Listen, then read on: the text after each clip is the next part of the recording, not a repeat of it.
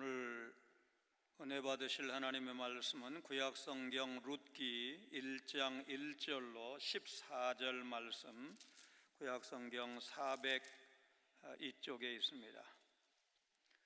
구약성경 룻기 1장 1절로 14절 말씀입니다. 우리 14절 말씀을 한 목소리로 봉독하시겠습니다. 룻기 1장 14절입니다. 그들이 소리를 높여 다시 울더니 오르바는 그의 시어머니에게 입맞추되 룻은 그를 붙쫓았더라. 아멘. 석유 램프 들고 수요일 예배 갔던 기억이 있습니다. 또 호롱불과 촛불을 켜고 책을 읽고 공부하던 그런 때도 있었습니다. 그때 플래시 있었지만 이제 그 배터리를 갈으려면 이제 돈이 있어야 되니까 자주 쓰지를 않았습니다. 전기가 처음 들어왔을 때 이 백열전구 하나로 양쪽 방을 다 커버하는 그런 집을 본 적이 있습니다. 구멍을 이렇게 뚫어가지고 가운데다가 불 놓고 이 긴 형광등도 아니고 이 전구 다마를 그렇게 놓고 양쪽 방을 다 이렇게 커버하는 그런 집이었습니다. 어두움이 심하면 심할수록 빛은 더욱 환하게 드러나도록 되어 있습니다. 룻기는 사사기와 동시대를 배경으로 하는 성경입니다.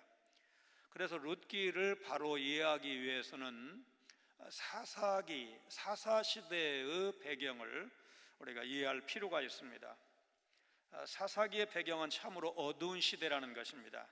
신앙적, 윤리적으로 또 종교적, 정치적으로 암흑시대였습니다. 성경이 말씀하고 있듯이 그 당시에 약속의 땅에 살던 사람들은 각자 자기 소견에 옳은 대로 행동한 혼란과 무질서의 시대였습니다. 모든 기준이 자기 자신이었습니다. 삶의 기준과 최고 우선순위가 자신이었습니다. 아무리 멋진 출발을 했을지라도 바른 방향이 아니라면 결국 잘못된 곳에 도착하는 것을 피할 수가 없을 것입니다. 우리는 등산을 하면서 이 말씀을 실감하게 됩니다. 잘못된 길로 들어섰다는 사실을 알았을 때는 그냥 거기에서 돌아서는 것이 그래도 힘의 낭비를 줄일 수 있는 방법입니다. 죄악의 길로 들어섰다면 즉시 회개하고 돌아서야 합니다. 그러나 대부분의 사람들은 비극적 상황에 부딪히고 나서야 비로소 돌아서는 것을 볼 수가 있습니다. 오늘 본문에 나오는 유다 베들레헴 출신의 한 가족이 바로 그런 사람들이었습니다. 엘리멜렉은 흉년이 들자 가족들과 함께 이 모압으로 이주했습니다. 그런데 엘리멜렉이 모압에서 죽었고 나중에는 두 아들도 죽습니다.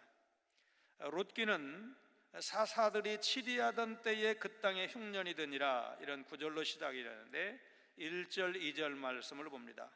사사들이 치리하던 때에 그 땅에 흉년이 드니라. 유다 베들레헴의 한 사람이 그의 아내와 두 아들을 데리고 모압 지방에 가서 거류하였는데 그 사람의 이름은 엘리멜렉이요 그의 아내의 이름은 나움이요 그의 두 아들의 이름은 말론과 기럝이니 유다 베들레헴 에브랏 사람이더라. 그들이 모압 지방에 들어가서 거기 살더니. 룻기의 시대적 배경은 사사시대라고 그랬고 구체적인 정황은 흉년 때였습니다. 흉년은 인간이 당하는 어려움 중에서도 1차적이고 직접적인 고통을 가져옵니다. 구약 성경에서 흉년 종종 이스라엘의 죄와 불순종으로 말미암아서 하나님께서 내리시는 징벌로 묘사된 곳이 여러 곳입니다. 아브라함이 살던 때도 그랬고 사사시대와 왕정시대에도 이스라엘에는 가뭄과 재해로 인한 기근이 자주 발생했습니다. 불규칙하게 내리는 강우로 또 우박과 같은 자연재해로 농작물이 피해를 입기도 했습니다. 곤충이 농작물을 갉아먹어서 흉년이 들기도 했습니다. 전쟁으로 농작물을 다 빼앗기거나 그 밭에 불을 놓아서 다 사실상 흉년이 들게 하기도 했습니다. 1절 후반부는 그 땅을 좀 더 구체적으로 밝히는데 그곳이 바로 유다 베들레헴이라고 했습니다. 유다 베들레헴은 이스라엘의 위대한 왕이고 신앙의 모델이 되는 다윗의 고향입니다. 사무엘서를 보면 사람들이 다윗을 부를 때 베들레헴 사람 이새의 아들 이렇게 부르는 것을 여러 번 읽을 수가 있습니다. 이스라엘 사람들이 그토록 존경했던 다윗, 앞으로 오실 메시아의 표본으로 믿었던 위대한 다윗이 베들레헴 사람이라는 것은 아주 의미심장한 일입니다. 미가 선지자는 미가서 5장 2절을 보면 바로 이 베들레헴에서 메시아가 탄생할 것이라고 예언을 했고, 예언대로 예수님은 바로 이곳에서 태어나신 사실을 우리는 마태복음 2장을 통해서 알고 있습니다. 거류한다는 말은 잠시 머무는 것을 말하는데 2절에 나오는 엘리멜렉과 그의 아내와 두 아들은 모압 땅에 갈 때 그곳에서 영구히 정착하겠다 그런 생각으로 간 것이 아니고 지금 흉년 때니까 먹을 것도 없고 그리고 그 모압 땅은 먹을 것이 많다는데 거기 가서 얼마라도 좀 시간을 보내다가 이 어려운 고비를 좀 넘기고자 그런 생각으로 갔던 것으로 보입니다. 그러나 엘리멜렉과 말론, 기료는 고향으로 돌아오지 못했습니다. 그들은 베들레헴을 떠나서 100여 킬로 떨어진, 그러니까 요단강 혹은 사해를 사이에 두고 있지만 실제로 그렇게 먼 거리는 아니었습니다. 어쨌든 고향 산천, 부모, 형제, 이웃을 등지고 떠났습니다. 사실 오늘날에도 이 도시화라는 것, 산업화라는 것이 고향을 많이 떠나게 하고 또 전쟁 때문에 고향을 떠난 분들도 많습니다. 그때 필요한 최소한의 짐을 쌓아 들고 모압 들판을 향해 가는 네 사람, 그들은 멀어지는 고향 땅을 돌아보고 또 보면서 언젠가는 고향으로 돌아올 날을 기약하면서 모압 향해서 갔을 것입니다. 룻기에 등장하는 주요 인물에 대해서, 주요 인물들의 이름들에 대해서 잠시 생각하고 가겠습니다. 엘리멜렉은 하나님은 나의 왕이시다 그런 뜻을 갖고 있습니다. 아들을 낳아서 그 이름을 하나님은 나의 왕이십니다 그런 신앙 고백으로 엘리멜렉이라고 지었다면 엘리멜렉의 부모의 신앙은 상당한 수준의 신앙이라고 봐도 무리가 없을 것입니다. 그러나 교육을 잘못 받았든지 아니면 부모님은 야무지게 교육을 시켰어도 이 엘리멜렉이 좀 잘못 살았든지 어쨌든 엘리멜렉은 어려움을 당하자 자신의 기업을 버리고 모압으로 이주했습니다. 그의 실패는 자기 혼자만의 실패로 끝나지 않았고 온 가족의 불행으로 연결이 되었습니다.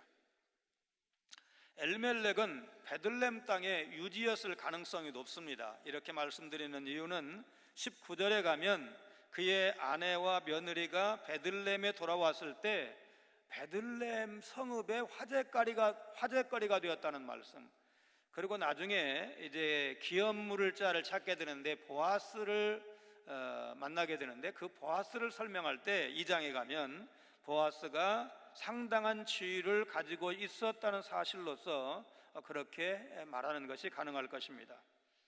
나옴이라는 이름은 나의 기쁨, 희락, 은혜스러운, 아름다운 이런 다양한 뜻으로 풀이가 가능한데 게제니우스라는 학자는 20절의 괴로움, 쓰라림이라는 뜻의 마라라는 이름과 이 나움이라는 이름이 좀 대조적인 뜻을 갖고 있다는 점에서 나우미는 감미로운, 그리고 마라는 쓰라림, 그렇게 보는 것이 옳을 것이다 하고 해석을 하기도 했습니다. 말론과 기료는 이제 아들들 이름인데 말론은 병들다, 기료는 허비 그런 뜻을 갖고 있고 또 병약한, 쇠약한 그런 뜻을 갖고 있기도 합니다. 어떤 성경학자는 이 두 아들의 이름을 질병, 폐병으로 해석하기도 하는데 말론과 기료니 요절한 것은 틀림이 없지만, 빨리 죽은 것은 틀림이 없지만 설마 사랑하는 아들 이름을 뭐 질병이라고 폐병이라고 이름을 지었을까?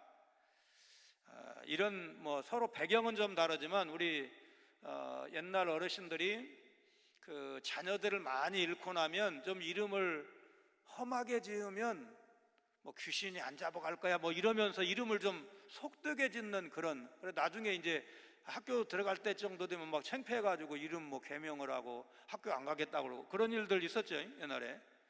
다 잘 모르시는 것 같은데 저희 시골에는 그런 게 있었어요. 예를 들어서 그냥 멀쩡하게 생긴 사람 이름이 개똥이에요. 그래서 저보다 나이가 10살 정도 이렇게 말하자면 형님인데 다 개똥이라고 부르니까 저도 개똥이 형님 그랬더니 야 내 이름 바꿨어. 뭔데요? 병화라고 이름 바꿨다고 알려준 그런 일이 이웃 동네, 저희 동네를 지나서 이제 학교도 가고 시장도 가고 해야 되는데 그런 일이 있었는데, 아마도 예표적 성격을 갖고 있고 하나님의 섭리 가운데 그렇게 되지 않았을까. 왜냐하면 기록된 이름인데 이게 사실이 아니라고 말할 수는 없고 약하디 약하니까 아이고 이 약고라 이러다가 혹시 그런 이름이 되지 않았을까 그렇게 봅니다. 3절 말씀입니다. 나오미의 남편 엘리멜렉이 죽고 나오미와 그의 두 아들이 남았으며, 엘리멜렉이 죽었고 말론과 기론 두 아들도 모압 땅에서 사망했습니다.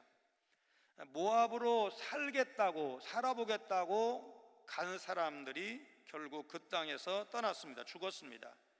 당시의 남자들은 성인식을 마친 15세 전후에 이제 결혼을 한 것을 고려를 하면 엘리멜렉이 사망했을 때 그 두 아들이 아직 결혼하지 않았고, 그러면 그 두 아들은 아직 15살이 안 되었을 거라고 볼 때, 만약에 엘리멜렉도 한 15살쯤 결혼을 했다고 본다면 그저 한 30살 남짓, 30살 전후 이 정도의 나이에 엘리멜렉이 죽었다고 보면 얼마나 안타까운 죽음이고, 그런 젊은 남편이 가고 남은 이 나오미 과부 입장에서 어린 두 아들을 키울 때 객지에서 이방 땅에서 얼마나 막연했을까 충분히 짐작할 수가 있습니다. 4절 5절 말씀을 우리 같이 읽습니다. 그들은 모압 여자 중에서 그들의 아내를 맞이하였는데 하나의 이름은 오르바요 하나의 이름은 루시더라. 그들이 거기에 거주한 지 10년쯤에 말론과 기련 두 사람이 다 죽고 그 여인은 두 아들과 남편의 뒤에 남았더라. 자, 온갖 어려움을 다 극복하고 나오미는 두 아들을 장가 보냈습니다. 그 며느리 이름이 나오는데 한 사람은 오르바, 한 사람은 루시입니다. 오르바는 그 이름의 뜻이 확실치 않지만 학자들은 완고한 여자를 뜻한다 그렇게 해석을 하고, 루시라는 말은 여자 친구, 친근히함, 하나님을 친근히 하는 것, 하나님을 붙잡는 것, 이렇게 좀 비슷하지만 다양하게 해석을 하는데 룻기 전체 주제와 좋은 조화를 이루는 이름이라고 봅니다. 4절에서 두 아들이 결혼했다는 이야기, 그 부분을 읽을 때 우리가 다음 이야기를 이제 성경을 여러 번 읽고 듣고 해서 다음 이야기를 아니까 별로 깊이 생각을 하지 않지만 한 절 한 절을 깊이 따져 읽을 때, 묵상할 때 두 아들 결혼시켰으니까 이제 나오미는 한시름 놓았겠다. 왜냐하면 자녀들, 아들들이 결혼할 만큼 성장을 했고 며느리까지 봤으니까 외롭지도 않고 이런 상상을 할 수가 있을 것입니다. 그런데 그 땅에 거주한 지 10년쯤 되었을 때 말론과 기련 두 아들도 죽었습니다. 남편이 죽은 후 고생하면서 정성으로 키워 장가보낸 두 아들마저 죽은 것입니다. 이 세상에 홀로 남은 나오미의 처절함은 어땠을까? 두 아들과 남편의 뒤에 남았다라는 말에서 우리는 과부 나오미의 슬픔과 고독을 생각할 수가 있습니다. 자, 여기 두 아들이라는 표현은 히브리어로 직역을 하면 두 아이입니다. 결혼을 했지만 어머니의 입장에서는 아직 어리기 때문에 말하자면 장성한 아들로 생각이 되지 않고 두 아이로 보여졌다는 뜻입니다. 그러니 정말 아직 제대로 크지도 않은 성인식을 했다고 하지만 15살이면은 20살 남자들 보통 조금 늦게 크는 사람은 22살, 3살 이 정도까지도 크잖아요. 군대 가서 보니까 이제 신체 검사할 때보다 한 2cm 더 큰 사람도 나오더라고요. 그 몇 개월 사이에 그렇게 키가 크죠. 그러니까 아직 다 크지도 않은 두 어린 아들을 잃은 그 어머니의 아픔을 엿볼 수가 있습니다. 금년에 만 100세 생일 지난 4월 23일이 생신이었다는데, 김영석 교수님은 이제 어머니가 이제 상당히 오래 사셨는데, 어머니가 좀 이거 아니다 싶으면 아들한테 딱 내가 너 낳아서 키웠어 이렇게 하면, 아무리 학교에서는 고명하신 선생님이고 사회적으로도 영향력이 크고 알아주는 교수님이지만 어머니 앞에서는 어떻게 돼요? 내가 너 낳아서 키웠어 그러면 어떻게 돼요? 꼬리 내려야지. 그 어머니한테 아니라고 할 수 없잖아요. 그런 얘기를 이제 자신의 책에서 말씀하신 바가 있습니다. 나이가 들어도 후회하지 않는 삶을 사는 것은 아름다운 인생이라 할 것입니다. 그래서 우리는 평소에 해야 할 것과 하지 말아야 할 것을 구분해서 사는 것이 필요한데, 성경은 아니지만 주작의 창시자인 송나라의 유학자 주자가 노년에 쓴 인생의 10가지 후회, 인생 10회인가 이렇게 해서 어디 이렇게 써붙인 것을 본 적이 있는데, 한번 우리 제목 간단하니까 한 번씩 같이 읽어보겠습니다. 1번, 돌아가신 부모님께 더 효도하지 못한 것. 2번째, 멀어진 가족에게 더 친절하지 못했던 것. 3번째, 젊었을 때 더 부지런히 배우지 않았던 것. 4번째, 편안할 때 어려움을 생각하지 않아 실패를 막지 못한 것. 5번째, 부유할 때 아껴 쓰지 않아 가난하게 된 것. 6번째, 봄에 밭을 갈지 않고 씨 뿌리지 않아 추수할 게 없는 가을이 된 것. 7번째, 담장을 미리 고치지 않아 도둑을 맞은 것. 8번째, 이성을 지나치게 탐하다 병을 얻은 것. 9번째, 술 취해서 해서는 안 될 말을 한 것. 10번째, 찾아온 손님을 잘 대접하지 않은 것. 내용 보니까 우리가 적용을 해도 크게 무리가 없을 것 같죠. 지나간 실수는 다시 되돌릴 수 없기에 후회로 남는 법입니다. 순간의 기분과 욕망에 휩싸여 지나고 나면 뻔히 후회할 일들을 반복하고 있지 않은지, 10년 후에도 20년 후에도 평생을 살아도 후회하지 않을 오늘을 위해서 성경이 명령하신 것은 힘써 행하고, 또 성경이 금한 것은 하지 말아야 되겠다, 끊어야 되겠다, 그런 결심이 우리 성도들에게 필요한 줄로 믿습니다. 이 엘리멜렉 가족의 비극적 상황에는 그들의 잘못된 결정이 배경을 이루고 있습니다. 그들은 먹고 살기가 어려워지자 약속의 땅인 베들레헴을 떠나서 이방 땅인 모압으로 가는 결정을 내렸고, 선민이 해서는 안 될 이방 사람과 결혼까지 했습니다.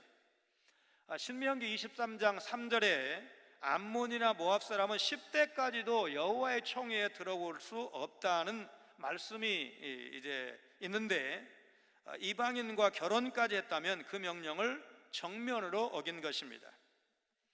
이방인과의 결혼을 금지한 것은 솔로몬왕의 경우에서 볼 수가 있듯이 다른 민족에 대한 멸시에 초점이 있는 것이 아니라 우상 숭배를 가져오기 때문에, 이방 여자가 가져오기 때문에 그것을 금한 것입니다. 한마디로 엘리멜렉 시대의 그 가정, 엘리멜렉 가정과 이스라엘 사람들은 사사기 21장 25절 말씀처럼 자신의 소견에 옳은 대로 행한 것입니다. 하나님의 말씀을 떠나 자신의 소견대로 행한 잘못된 결정은 두고두고 후회할 일이 된다는 것.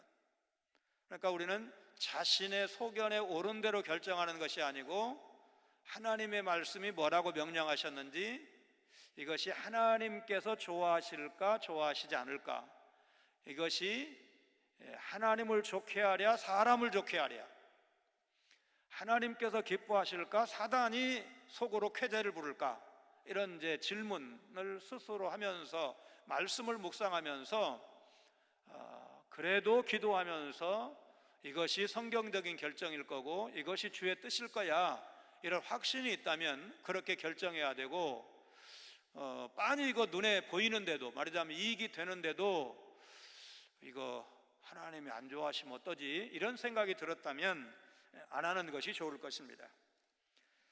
그러나 하나님은 그분의 백성을 버리지 않으셨습니다. 베들레헴 땅에 양식을 주신 것입니다. 이 소식을 들은 나오미는 베들레헴으로 가겠다고 결심을 합니다. 나오미의 이런 결정은 양식이 전부는 아니었습니다. 그녀의 귀향은 진정한 안식처를 찾는 것이었습니다. 6절 7절 말씀 같이 읽습니다.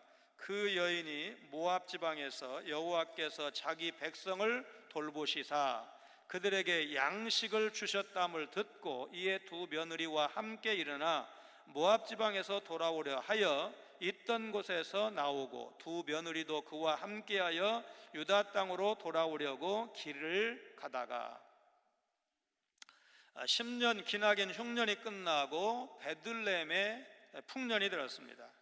하나님께서 고통받는 백성을 돌아보시고 그들에게 은혜를 베푸신 것입니다.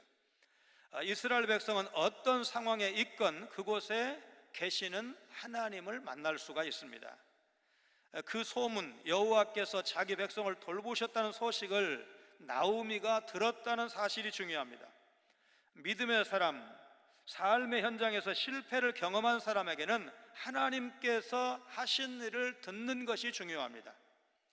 뉴스 홍수 시대에 살고 있다고 해도 과언이 아닌데, 여러분과 제 입장에서 누구로부터의 소식을 듣느냐, 이것이 굉장히 중요합니다. 뉴스를 우리가 안 들을 수 없습니다. 우리 생활에 필요하기도 합니다. 우리의 궁금증을 풀어주기도 합니다. 좋은 정보를 얻을 수도 있습니다. 그런데 부정적인 뉴스를 너무 많이 들으면 우리에게 좋은 영향을 주지 않습니다. 여러분 30-40년 전만 해도 뭐 보험금 타려고 자기 남편을 죽였다, 아내를 죽였다 이러면 많이 놀라는 뉴스였는데, 여러분 지금 놀랍니까? 또 그런 일이 있었구나, 그 정도 아닙니까? 왜냐하면 너무나 많이 들어서 그래요. 근데 그런 일이 있으면 안 되는 거잖아요. 우리가 그렇게 무감각해지는 거죠. 요즘 코로나19로 인해서 말하자면 좀 부정적인, 우리를 별로 건강하게 하지 못하는 그런 뉴스도 많이 나오는 것이 사실입니다. 너무 많이 들으면 우리도 우울증에 빠질 가능성이 높습니다. 그래서 그 시간만큼 내가 하나님의 말씀을 읽어야 되겠고 들어야 되겠다. 여러분, 그래서 하나님의 말씀은 부정도 있어요. 우리를 아프게 하고 저녁에 잠자리에 들면 낮에 들었던 말씀, 읽었던 말씀이 좀 걸리는 말씀도 있어요. 그러나 그것이 걸리는 것이 또는 우리를 괴롭게 하는 것이 결국은 내 영혼에는 유익한 겁니다. 내가 잘못 살았구나, 내가 바로 살아야지, 하나님 앞에 바로 살아야지, 그렇게 결단한다면 여러분, 하나님의 말씀이 우리를 아프게 하는 것은 우리 영혼에는 유익이 되는 것입니다. 그래서 나오미가 베들레헴 땅에 풍년이 들었다는 소식을 들은 것은 대단히 의미가 있는 것입니다. 히브리어가 아닌, 구약성경 히브리어로 기록되었잖아요. 히브리어가 아닌 아람어 구약성경인 탈굼에서는 천사가 나타나서 나오미에게 그 소식을 알려줬다고 하는데, 그러니까 이제 우리 지금 성경에 좀 뭔가 보태졌다고 할까요? 다른 게 있다고. 근데 이제 성경은 사실은 사본이기 때문에 어느 것이 정답인지는 잘 몰라요. 말하자면 탈굼도 가능성은 매우 높다 그 말이에요. 왜? 하나님이 자기 백성에게 그 베들레헴 소식을 주실 때 인편을 통해서도 주실 수가 있지만 한 100km밖에 안 된다고 그랬으니까, 그러나 천사를 통해서 주실 수도 있는 것이, 성경의 천사가 믿는 백성에게 역사한 적이 한두 번이 아니잖아요. 그거는 뭐 어떻게 해도 상관은 없어요. 그러나 중요한 건 뭐냐면 그 좋은 소식을 들었다는 것이 중요한 거예요. 누구로부터 들었냐 이거가 중요한 게 아니고 하여튼 좋은 소식을 들었다는 것이 중요한 거예요. 여러분, 우리가 믿는 예수 믿어서 구원받고 예수 믿으면 천당 가고 하나님의 백성이 되고, 여러분 이거 복음이잖아요. 복음이 좋은 소식이라는 뜻이에요. 하나님이 역사하셨다, 하나님이 베들레헴 땅에 은혜를 베푸셨다, 자기 백성을 괴롭게 하셨는데, 사실 흉년이 말하자면 하나님이 자기 백성을 괴롭게 하신 일이에요, 회개하라고. 그런데 이제 그 흉년의 때가 지나고 자기 백성에게 양식을 주셨다, 풍년을 주셨다는 것은 좋은 소식이에요. 그 소식을 나오미가 들은 것입니다. 그래서 나오미는 그 소문을 들었을 때 이것이 고향으로 돌아가라는 하나님의 손짓이구나, 사인이구나, 이렇게 받아들인 것입니다. 돌아가려 한다는 말은 이제 그냥 물리적으로 말하자면 발걸음을 옮기는 것도 의미하지만 회개할 때 하는 말이기도 합니다. 진정한 회개는 이처럼 행동으로 나타나야 합니다. 신약에서 세례 요한은 바리새인과 사두개인들에게 회개에 합당한 열매를 맺으라고 설교한 적이 있습니다. 나오미는 모압에서의 삶을 정리하고 두 며느리와 함께 귀향길에 오르게 됩니다. 8절, 9절 같이 읽습니다. 나오미가 두 며느리에게 이르되 너희는 각기 너희 어머니의 집으로 돌아가라. 너희가 죽은 자들과 나를 선대한 것 같이 여호와께서 너희를 선대하시기를 원하며 여호와께서 너희에게 허락하사 각기 남편의 집에서 위로를 받게 하시기를 원하노라고. 그들에게 입맞춤에 그들이 소리를 높여 울며. 일단 이제 베들레헴을 향해서 가는데 가다가 생각해 보니까 나오미가 이거 아니야 그러면서 너희는 각기 너희 어머니의 집으로 돌아가라고 말합니다.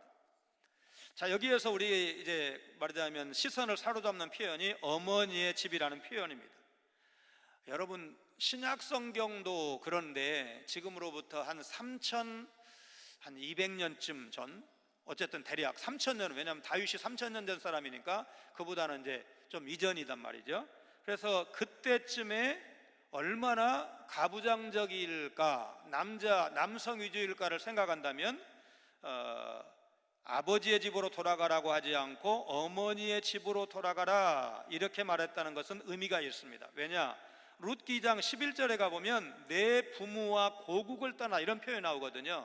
룻에 대해서. 그럼 부모라는 것은 아버지하고 어머니를 말하잖아요. 만약에 그 아버지가 그때 돌아가셨다면 내 어머니를 떠나, 이렇게 여기도 또 2장 11절도 했을 텐데 고향 땅 모압에 어머니와 아버지가 계시기 때문에 내 고국과 부모를 떠나 이렇게 표현을 했을 것입니다. 이런 말씀으로 봤을 때 룻에게 어머니의 집으로 돌아가라고 한 권유는 의미가 있다고 할 것입니다. 리브가가 아브라함의 늙은 종으로부터 이삭과의 결혼을 요청받았을 때 창세기 24장 28절을 보면 소녀가 달려가서 이 일을 어머니 집에 알렸다는 표현이 나와요. 그러면 여기서 소녀는 리브가를 말하죠. 리브가가 달려가서 이 일, 아브라함의 노종으로부터 이삭과 결혼하시겠습니까? 결혼해 주시겠습니까? 청혼받은 일을 어머니의 집에 알렸다.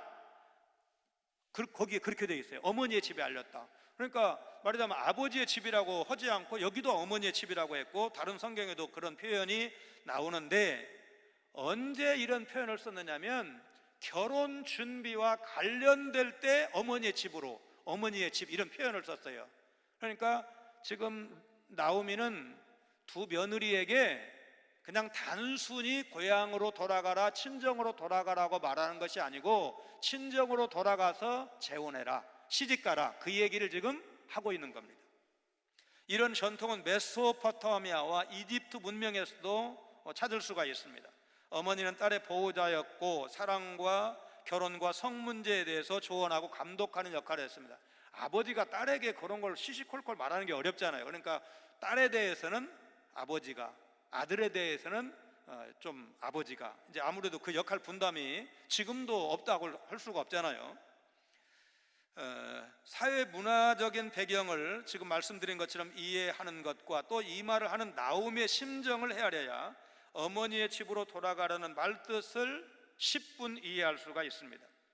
자, 이 세 고부가 말하자면 나오미와 오르바와 룻 세 여자가 모압 땅을 떠나올 때 이제 얼마간은 좀 걸어갔는데 떠날 때 그 친정 어머니들이 어떤 반응을 보였을까요?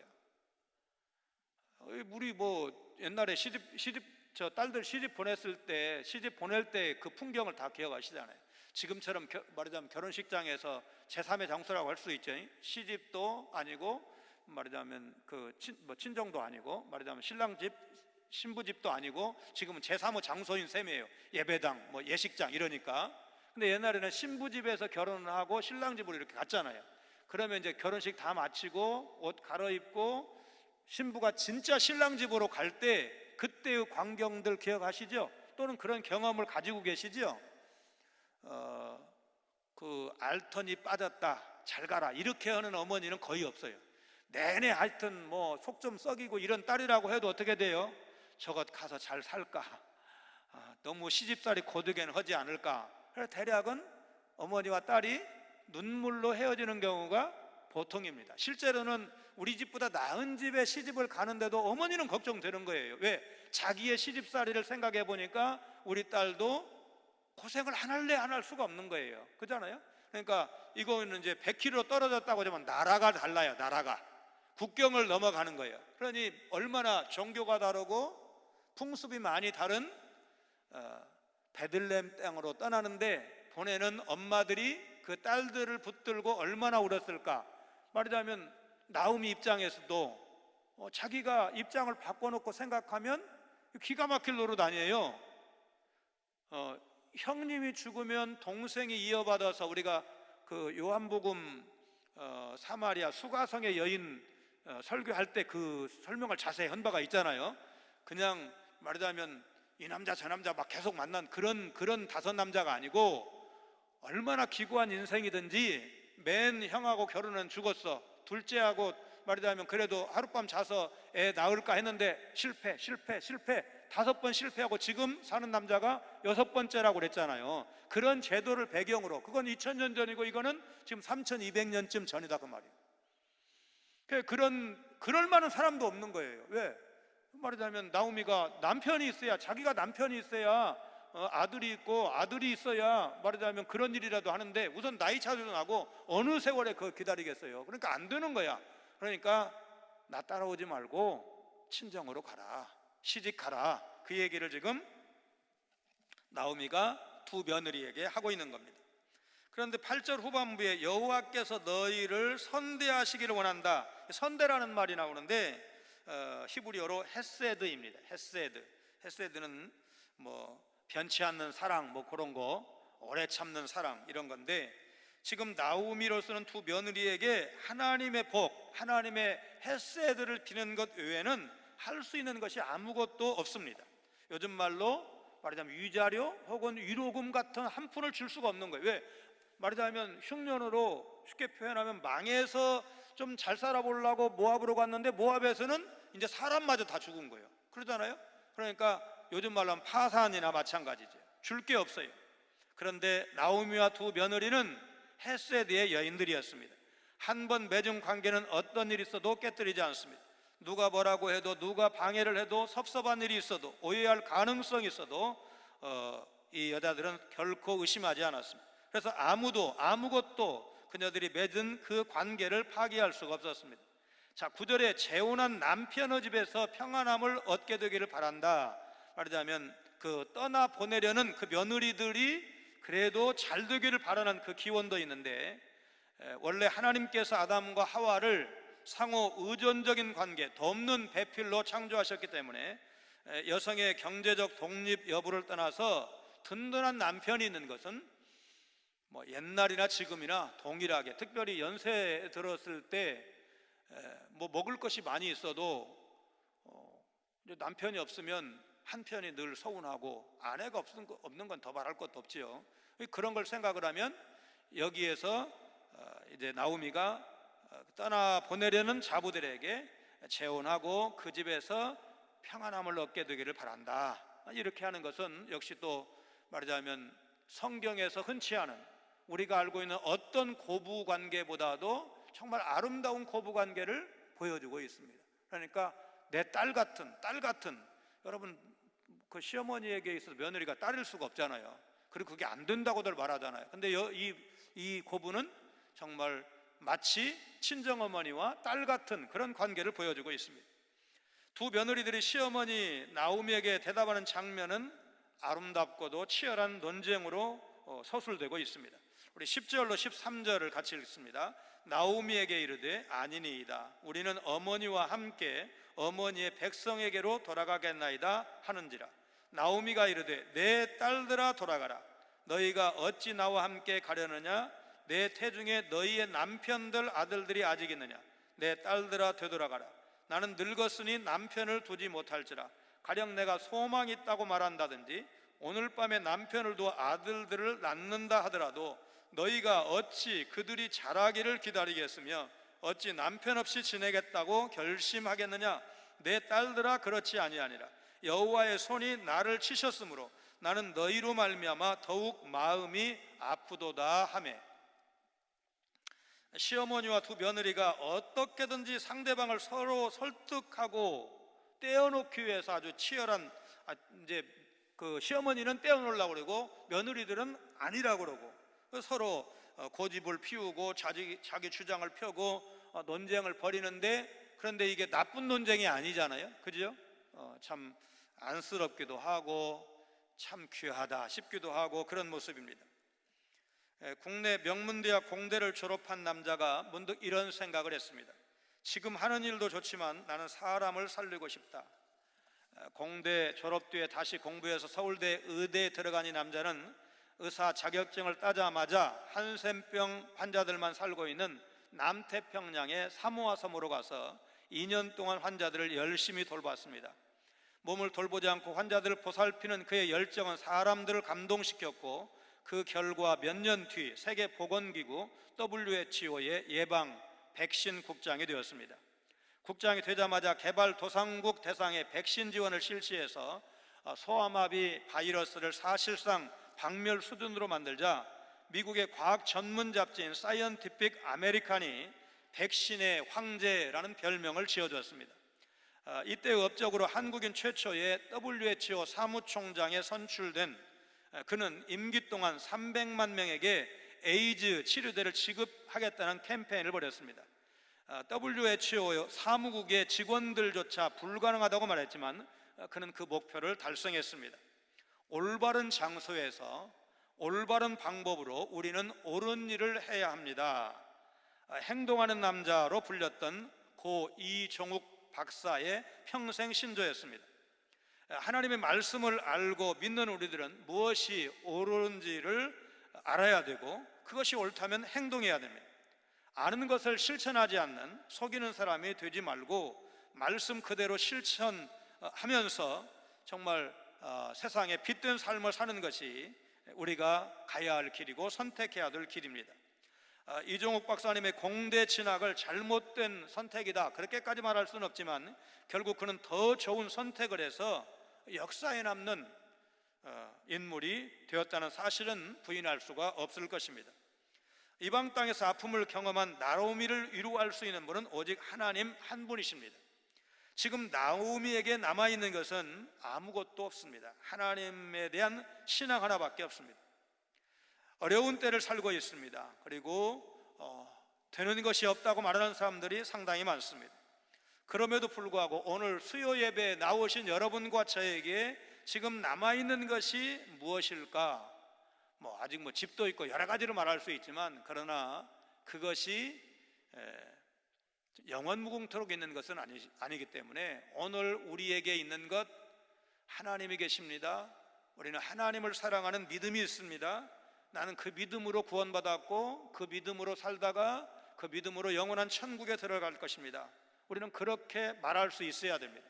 그렇다면 나오미에게 하나밖에 없는 여호와께 대한 신앙이 결국 나중에 4장에 가면 얼마나 아름다운 결말을 맺습니까? 베들레헴의 여인들이 뭐라고 찬양하고 노래를 합니까? 말하자면 그야말로 그 누구에게도 비교할 수 없는 복받은 여인으로 나오미가 칭송받는 것을 볼 수가 있는데, 우리가 다 잃어버린 어려운 때를 산다고 할지라도, 실제로 다 잃어버린 것은 아니지만 그 말을 말하자면 요즘 하도 힘들다고 하니까 그 말을 액면 그대로 다 없어진 것처럼 정말 파산 수준으로 아무것도 남는 게 없다고 할지라도 우리에게 은혜를 베푸시는, 흉년을 바꿔서 풍년으로 바꾸실 수 있는 그런 능력의 하나님이 우리의 하나님이시라면, 그 하나님을 믿고 있다면 우리에게도 나오미에게 내리신 은혜가 기다리고 있다는 사실 여러분 믿으시기를 바랍니다. 유다 땅으로 가는 길에서 나오미는 두 며느리에게 각자 자신들의 친정 어머니에게 돌아가서 재혼할 것을 권유했다고 했습니다. 14절을 보면 두 며느리는 시어머니의 말씀에 눈물을 흘립니다. 착한 며느리이긴 했지만 오르바는 지극히 인간적인 지혜에서 나온 결정을 따르고 룻은 끝까지 나오미를 붙잡았다고 했습니다. 14절 말씀 우리 또 같이 읽습니다. 그들이 소리를 높여 다시 울더니 오르바는 그의 시어머니에게 입맞추되 룻은 그를 붙잡았더라. 첫 번째 논쟁에서 나오미가 절반쯤 승리했습니다. 왜냐하면 두 며느리 중에서 한 며느리가 시어머니의 말씀에 설득당해서 결국 시어머니 곁을 떠났기 때문입니다. 아마도 오르바는 어머니 말씀이 옳으시지, 어머니 말씀이 옳으시지, 내가 시어머니가 남편도 없지, 설령 남편이 생겨가지고 재혼을 해서 아들을 낳는다고 하더라도 뭡니까? 한 대만큼의 차이가 나는 그 어린 남자를 기다려야 되는 거잖아요. 그러니까 그 당시에 풍습을 감안을 할 때 이거는 가망이 없는 일이, 그러니까 시어머니 말에 설득을 당해서 오르바가 떠나는 것도 우리가 그다지 욕할 일은, 그러니까 룻이 귀하기는 귀하지만 룻 때문에 이 오르바가 나쁜 여자로 매도될 일은 아니라고 봅니다. 그러지 않습니까? 만약에 오르바가 우리의 여동생이라든지 누이라든지 이런다면 그 삶을, 그런 선택을 욕할 수가 있겠습니까? 아무런 소망이 없는데 그래도 낯선 이방 땅보다는 고향에 남는 게 낫지, 이제 이렇게 말할 수가 있을 것입니다. 물론 차츰 이제 룻의 선택에 대해서는 자세히 언급할 기회가 있겠지요. 그런데 룻이 그 오르바와는 달리 그를 붙여쳤더라, 그러니까 시어머니 나오미를 붙여쳤더라 이렇게 되어 있는데, 여기 붙였다는 말은 달라붙다, 매달리다 그런 뜻을 갖고 있습니다. 그러니까 룻은 하나님을 놓치지 않기 위해서 시어머니 나오미에게 찰싹 달라붙었다, 그런 뜻이에요. 그러니까 이 룻이 귀하다는 그 말이죠. 왜냐하면 가능성 없는 거는 뭐예요? 나중에 우리가 이제 이 룻기의 스토리를 알고 있으니까 말하자면 그 룻의 선택이 더 지혜로운, 혹은 미래를 내다보는 이런 식으로 생각하는 게 가능하지, 실제로는 뭐예요? 오르바의 선택을 하나도 부인할 수 없는, 말하자면 그 낮게 말할 수 없는 그런 절망적인 상황 아닙니까? 그런데 나 그거 인간적인 행복 다 포기했어.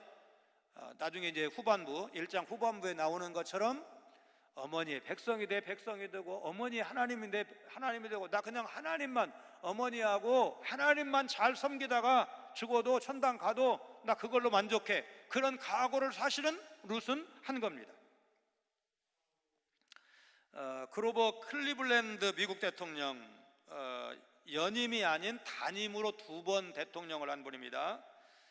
어린 시절 이웃집에 닭이 자기 집에 담장 안에 알을 낳으면 그걸 반드시 돌려줄 정도로 정직했다는 그런 분인데, 그래도 성장기에 유혹이 있었고 그 유혹에 넘어갈 뻔한 경험을 이제 그가 고백을 했습니다. 왜냐하면 그 친구와 함께 주일날 교회 대신에 도박장을 가기로 한 건데, 도박장 옆에 작은 교회가 있었고 그날 교회 입구에 지금도 어디 이렇게 시내 가다 보면 교회 입구에 조그마한 게시판이 있고 거기에 그날 설교 제목을 적어 놓는 그런 교회들이 상당히 많이 있습니다. 서울에도 그런 교회들이 여럿이 있습니다. 그걸 보니까 그날 설교 제목이 죄 삭슨 사망이다 이렇게 되어 있습니다. 그 다음 얘기는 여러분도 다 기억을 하실 겁니다.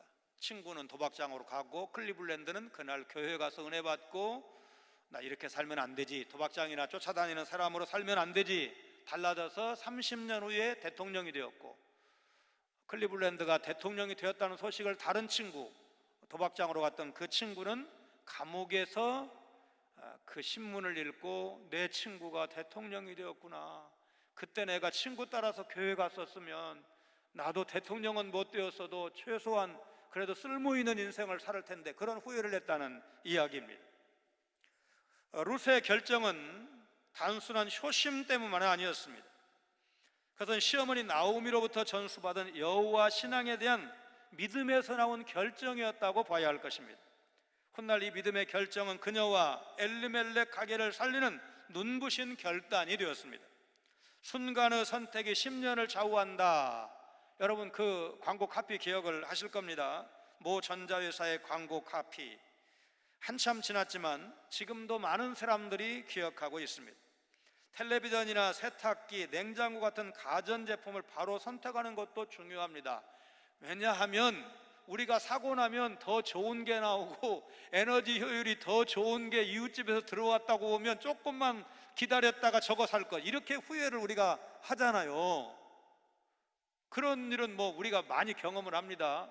어떤 장로님은 핸드폰 바뀐 거 이렇게 보면서 안 바꾸고 기다리고 있대. 왜 기다리냐 그랬더니 조금만 기다리면 싸고 좋은 건 나오니까. 그러다가 이제 세월 다 가는 거죠. 물론 결단을 언젠가는 한번 해야 돼. 후회를 하더라도 결단할 때는 결단해야지. 계속 싸고 좋은 건 나오고 기다리다가 새 핸드폰은 이제 못 써보고 마칠 수도 있죠. 여러분 사실 이 가전제품 선택하는 거는 그냥 조금만 후회하면 됩니다. 그러나 그보다 훨씬 더 중요한 선택이 인생에 얼마나 많습니까? 우선은 배우자 선택하는 것이 얼마나 중요합니까? 여러분 정말 결혼 잘한 것만큼 인생의 축복이 거기에 비교할 만한 선택이 뭐가 있을까요? 저는 신앙의 선택 빼놓고는 배우자 선택보다 인생에서 중요한 선택, 예를 들어서 학교 선택도 중요하지만 여러분 학교 선택보다 훨씬 더 중요한 것이 배우자잖아요. 좋은 배우자 만나서 정말 행복하게 산다면 아낌없이 사랑하고 아낌없이 배려하고 정말 행복하게 남들이 부러울 만큼 그런 삶을 산다면 결혼만큼 인생에게 축복이 어디가 있느냐고요. 그러니까 좋은 배우자를 선택하는 거 중요한 일이에요. 그죠? 그 다음에 그보다는 덜 할지 모르지만 우리가 오랜 세월 동안 또 가정을 또 이렇게 든든하게 세워가기 위해서 일이 필요하잖아요. 직장이 필요하고 직업이 필요하잖아요. 그러니까 이것도 굉장히 중요해요. 좋은 직장을 선택해서 일을 또 열심히 하고 그렇게 성취해서 보람 있는 인생을 살아, 이것도 중요해요. 이것도 굉장히 중요한 선택이죠. 물론 최고의 선택은 예수를 그리스도로, 하나님을 나의 아버지로, 영원한 천국을 기업으로 믿는, 내다보는 그런 믿음의 선택이 가장 중요한 선택이죠. 그런데 룻은 또는 그 시어머니 나오미는 이 선택에서 바로 제대로 된 선택, 다 아무것도 없어요. 절망 가운데 선택을 했지만 바른 선택을 한 것입니다. 앞으로도 우리는 살아가는 동안 수많은 결정을 내리면서 살 것입니다.